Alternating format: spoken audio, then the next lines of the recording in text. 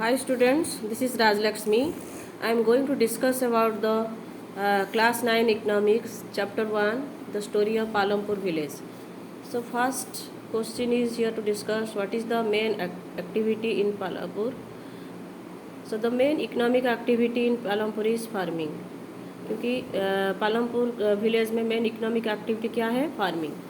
So what is the question number 2, what was the status of upper caste families in Palampur. Palampur village के upper caste families की status कैसा था. The 80% upper caste families own majority of the land in Palampur. 80% upper caste families own किए थे land को इन Palampur side पे. सम of the houses way are quite large. उनका जो हाउसेस था बहुत बड़ा था and made up of brick with cement and plastering. Question number 3 is what was the benefit of electricity in Palampur. Electricity का क्या बेनिफिट था पालमपुर में. Answer is most of the houses have electricity connection. बहुत सारे हाउसेस में electricity connection था and electricity is use to power the tubewells and fields and also for some other small businesses. तो electricity और कहाँ use हो रहा था, ट्यूबवेल्स में पानी उठाने के लिए और बहुत कुछ छोटे छोटे बिजनेस में. Then question number 4 is what facilities are available for education and health in Palampur. Palampur village में एजुकेशन एंड हेल्थ फैसिलिटीज़ में एजुकेशन एंड हेल्थ के लिए क्या फैसिलिटीज़ था. So Palampur has 2 primary school.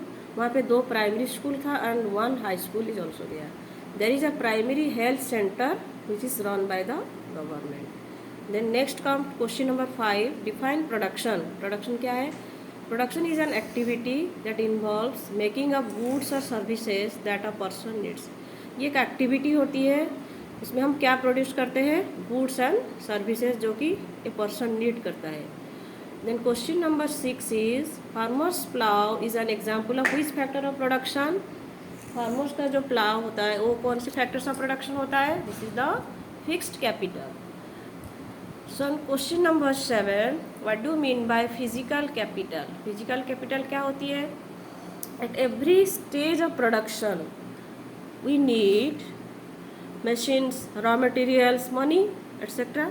So these together are called physical capital. जो हमारा कोई भी प्रोडक्शन के लिए जो मशीन्स यूज होता है, रॉ मटेरियल्स यूज होता है और सबसे इम्पोर्टेंट मनी का ज़रूरत होता है, वो सारे चीज़ क्या होती है, फिक्स फिजिकल कैपिटल होती है. Then question number 8 what is the first and foremost requirement for the production of goods and services. तो production of goods and services के लिए क्या रिक्वायरमेंट सबसे फर्स्ट चाहिए. First and foremost requirement for the production of goods and services is land. उसके बाद क्या आएगा, other factors of production, labour and capital. Okay. Then question number 9 is your homework. What do mean bye working capital. 10 what is the human capital. Human capital क्या होती है. Answer is human capital refers to the knowledge and enterprises required to put together with land, labor, physical capital and produce an output for self consumption or to sell in the market. तो human capital ये होती है जो कि वो हमारा knowledge, enterprise, हम किसके ऊपर लगाते हैं, लैंड के ऊपर, लेबर, फिजिकल कैपिटल भी उसके साथ होता है.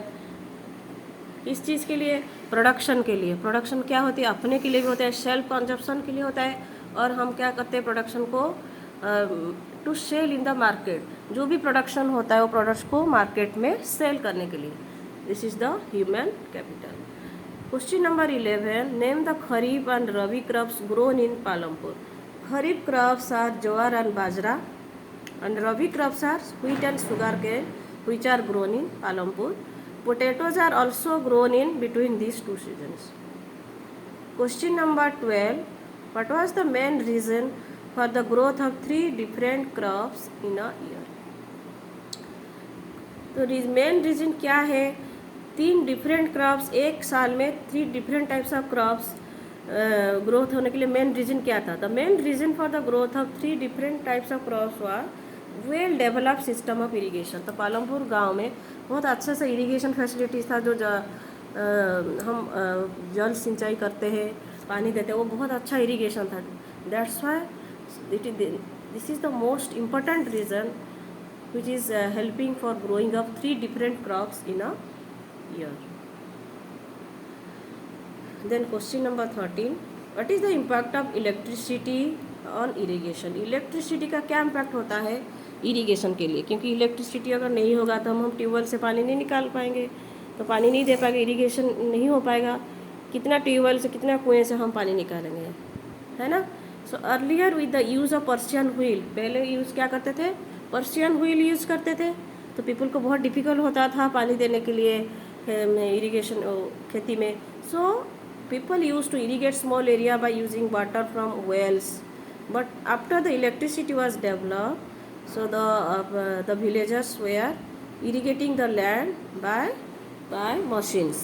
Okay, next come question number 15, define yield क्या होता है. this question was coming in CBSE 2011. yield means a crop which is produced on a given piece of land during a single season. एक single season में जो crop production होता है उसको हम yield कहते हैं. ठीक है. Question number 16, how did the Indian farmers benefit from green revolution. हमारा जो ग्रीन रेवोल्यूशन हुआ था तो इंडियन फार्मर्स को क्या क्या बेनिफिट हुआ था. Green revolution enabled the Indian farmers to cultivate mainly wheat और राइस के ऊपर हुआ था. So they are cultivating wheat and rice with high yielding variety of seeds. जो व्हीट एंड राइस कल्टिवेट किए थे उसमें बहुत अच्छे से जो सीड्स होता है हाई यील्डिंग, जिसमें ज़्यादा प्रोडक्शन होता है, वो यूज़ किए थे. इरिगेशन प्रॉपर तरीके से यूज़ किए थे. केमिकल फर्टिलाइजर्स भी यूज़ किए थे. देन प्रोडक्ट्स को बचाने के लिए, सीड्स को बचाने के लिए इंसेक्टिसाइड्स एंड पेस्टिसाइड्स यूज़ किए थे. Question number 17, which modern implements were used by the Indian farmers. The modern implements used by the Indian farmers, क्या क्या मॉडर्न इम्प्लीमेंट्स यूज़ करते हैं इंडियन फार्मर्स वहाँ पे. Tube wells, tractors, threshers and harvester. ये अगर यूज़ नहीं होगा वो ट्रेडिशनल मेथड हो जाएगा. तो मॉडर्न मेथड्स मेनली यूज होता है, याद रखना होगा आपको. This is very important. They are using the modern techniques, tubewells, tractors, threshers and harvesters. Question number 18 is what is the impact of green revolution on soil and ground water level. Green revolution का impact soil के ऊपर and ground water के level के ऊपर क्या था. Green revolution is associated with the increased use. What is green revolution? It is the increased use of chemical fertilisers. हम जो केमिकल फर्टिलाइजर्स यूज करते हैं सॉइल के ऊपर, this is the new method. So green revolution this is associated with increased use of chemical fertiliser. ये association है. So the minerals of chemical fertilizers dissolve in water and contaminated, thereby polluting both water and soil. Thus, the continuous use of fertilizers makes the soil. अगर हम ज़्यादा use कर देंगे chemical fertilisers को पानी में मिला के मिक्स करके जो हम डालते हैं डिजोल्व करके, तो ये क्या हो जाएगा, सॉइल के लिए भी ये हानिकारक होता है. This is very adverse effect on the soil. ठीक है. Continuous use of fertilisers makes the soil less fertile. तो सॉइल को हमारा लेस फर्टाइल कर देता है. Who provides labour for medium and large farmers. कौन प्रोवाइड करता है labour medium and large farmers को. Labour for medium and large farmers is provided by landless labourers. तो कौन कौन होते हैं मीडियम एंड लार्ज फार्मर्स? जो लैंडलेस, जिनके पास लैंड नहीं होती है, landless labourers.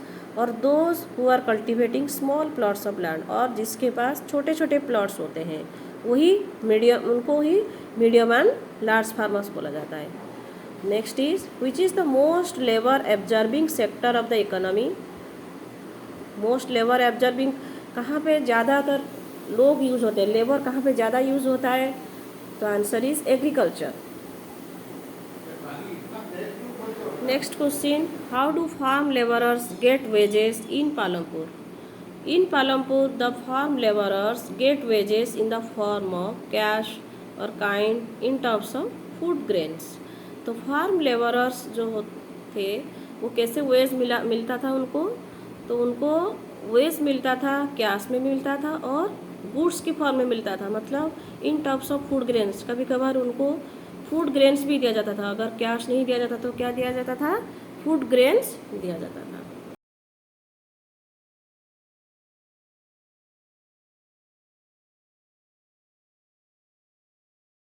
What is the minimum wage per day for a farm laborer set by the government? This is 300 rupees per day. So minimum wage rate क्या है एक farm labourer के लिए, which is set by the government. Government ने जो set किया है वो है 300 rupees per day. Question number 23 is how much Dala gets a minimum wage. Dala को कितना मिनिमम वेज मिलता था, 160 rupees. This is very small amount. What do the medium and large farmers do with the surplus from farm productions. Medium and large farmers क्या करते थे, जो भी उनका बच जाता था, अगर उनका अपना यूज़ करने के बाद जो बच जाता था वो क्या करते थे, medium and large farmers sell the surplus, वो सेल कर देते थे जो भी बचता था from farm production and part of earnings is saved. जो अर्निंग होता था वो क्या करते थे, उसको सेव कर देते थे। And other part of it is use to buy cattle, trucks etcetera for the next season. और जो भी कुछ सेविंग होता था और जो भी बचता था उसको क्या करते थे, वो अपने यूज़ करते थे परचेस करने के लिए। कैटल परचेस करते थे और ट्रक्स परचेस करते थे नेक्स्ट ईयर के लिए। Then next comes question number 25। Name any 2 non farm activities in Palampur. Palampur में कौन सी 2 नॉन फार्म फार्मिंग के अलावा कौन सी 2 नॉन फार्म एक्टिविटीज़ होता था। The non farm activities in Palampur are dairy farming, small scale manufacturing and transport, then shopkeeping. ठीक है, so these are the question 25 questions. You have to read this and understand this and also learn these questions. Thank you. If you have any doubt, then we can comment me in comment sections. Thank you, students. If you like this video, then like, share and subscribe this my channel, and I will come for the next video with next chapter 2. Okay, thank you for watching.